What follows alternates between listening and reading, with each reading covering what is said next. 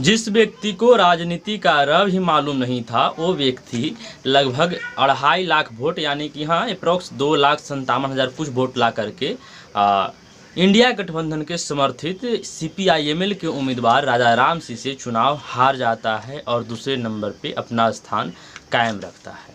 हाँ, आप सही सोच रहे हैं और समझ रहे हैं, हम पावर स्टार पवन सिंह के बारे में बात कर रहे हैं। और एक खबर पवन सिंह से ज़्यादा पवन सिंह के फैंस के लिए दुखदाई है, यानी कि बुरी खबर है। इसलिए कि पवन सिंह के फैंस एकदम से आश्वस्त थे कि हमारा सुपरस्टार संसद पहुंचेगा, मतलब कि इस बार का चुनाव एकदम से कन्फर्म है कि जीत जाएगा। लेकिन ऐसा नहीं होता है। ऐसा इसलिए नहीं होता है कि पवन सिंह को जितने भी चाहने वाले लोग हैं या फिर इनको समर्थन करने वाले लोग हैं वो पूर्ण रूप से इनको समर्थन नहीं कर पाए। इसलिए उनको इनके जो भी जितने मतलब वोट थे, अपना वोट थे, वो कुछ लोग NDA को समर्थन कर दिए और कुछ लोग जो एकदम से कट्टर समर्थक थे वो किसी भी स्थिति में पवन सिंह को छोड़ना पसंद नहीं किए और अंतिम तक पवन सिंह को ही वोट दिए, तब न जाकर के इतना वोट लाए, है ना। खैर, पवन सिंह से तो ज़्यादा पवन सिंह के फैंस इसमें दुखी हैं, इसमें कोई दो राय नहीं है। और यहाँ पे हम पवन सिंह को वोट कटवा भी नहीं कर सकते हैं, क्योंकि पवन सिंह लगभग 2.5 लाख यानी कि 2,57,000 वोट लाते हैं, 2,57,000 कुछ वोट लाते हैं और दूसरे नंबर पे कायम रहते हैं।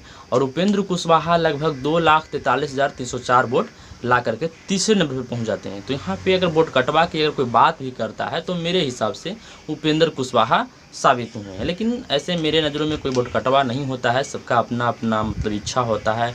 अब वोट कटवा खैर किसी को कहना तो नहीं चाहिए, लेकिन खैर अगर कोई कहता है तो वोट कटवा यहाँ पे पवन सिंह नहीं है। और सबसे बड़ी बात यह है कि पवन सिंह को देखिए चुनाव हारने का रीज़न ये भी है कि किसी भी पार्टी का समर्थन न मिलना, क्योंकि एक मिथक ये भी है कि भोजपुरी इंडस्ट्री के जितने भी कलाकार पहली बार चुनाव लड़े हैं तो उन्हें हार का सामना करना पड़ा है, चाहे कोई भी सुपरस्टार हो, मनोज तिवारी, रवि किशन, दिनेश लाल यादव निरहुआ या फिर कोई भी किसी भी के बारे में बात कर लें। और यहाँ पे एक नंबर पवन सिंह का भी लग गया।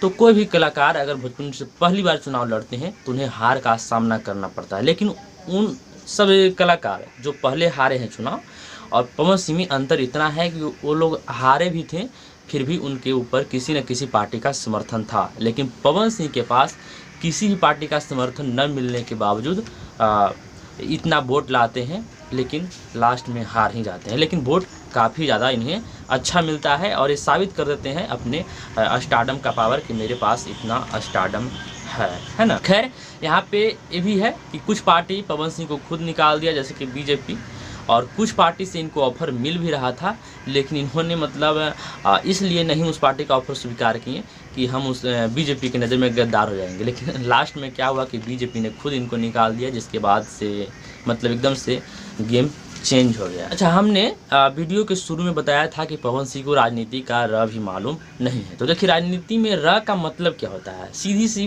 बात मान लीजिए, समझ लीजिए कि राजनीति में र का मतलब होता है कूटनीति करना, झूठ सच बोलना, मतलब जिस भी बात से जनता प्रभावित हो उस बात को जनता के सामने बोलना, चाहे वो बात झूठ हो या फिर सच हो, उससे कोई फर्क नहीं है। कहावत है ना कि इश्क और राजनीति में सब कुछ जायज़ है, चाहे कुछ भी करना पड़े अपने चाहत को पाने के लिए किसी भी हद से गुजरना होता है। मतलब कूटनीति करना यही एक नहीं होता है कि राजनीति में मतलब हम अपने काम को गिना रहे हैं, हम क्या क्या काम करेंगे भविष्य में, हम आपको सेवा करेंगे। इससे ज़्यादा कहीं मैटर ये होता है कि जो प्रतिद्वंदी होता है, जो सामने होता है, उसको हराया कैसे जाए या फिर उसको रण क्षेत्र से आउट कैसे किया जाए, मतलब है ना, झूठ सच बोल करके या फिर जो भी टिकड़म खेलना हो वो खेला था। लेकिन पवन सिंह ऐसा कुछ भी नहीं किए। वो अपने जितनी भी उनका वादा था उसको पूरा करने के लिए जनता से अपील कर रहे थे कि हम जीतेंगे तो इतना ज़्यादा काम करेंगे, ये काम करेंगे, और मतलब लोगों से आशीर्वाद लेने में लगे हुए थे। मतलब जो भी अपनी भाषा में चाचा, बहिनी, माई, बाबूजी, इस तरह से लोगों को आदर दे करके सम्मानित करके वोट लेने की कोशिश कर रहे थे। लेकिन ऐसे राजनीति होता नहीं है। चाहे देखिए, यहाँ पे किसी भी पार्टी का, किसी भी व्यक्ति का आप बात कर लीजिए, कोई भी व्यक्ति राजनीति में चाहे जितना भी साफ़ सुथरा हो लेकिन दांव पेच ज़रूर खेलता है, चाहे वो दांव पेच में कुछ भी हो। हालांकि मेरे हिसाब से पवन सिंह जो किसी पार्टी का समर्थन न लेकर के भी एक गलती किए हैं, जैसे कि बीजेपी ने उन्हें निकाल दिया तो इन्हें किसी न किसी पार्टी का समर्थन ले लेना चाहिए था, उसके बाद इनका रुतबा ही कुछ और हो जाता। लेकिन खैर यह राजनीति का पहला पारी था, तो पहला पारी में अपना अनुभव भी मतलब ये होता है ना कि जितना अनुभव होता है उतना काम आता है।